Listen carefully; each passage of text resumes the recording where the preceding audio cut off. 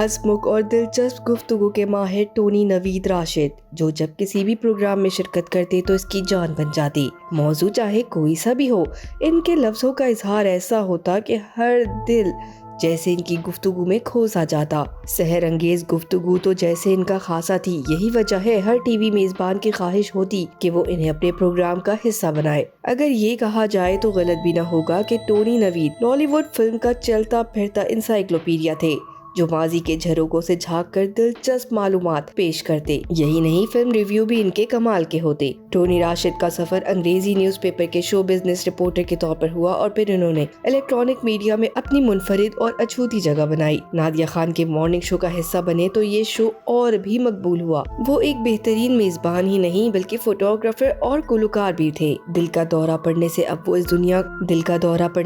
इस दुनिया को छोड़ गए हैं, लेकिन इनके चाहने वालों को अब तक यकीन नहीं आ रहा कि बात बात पर शगुफे और चुटकुले छोड़ने वाले टोनी नवीद अब इनके दरमियान नहीं।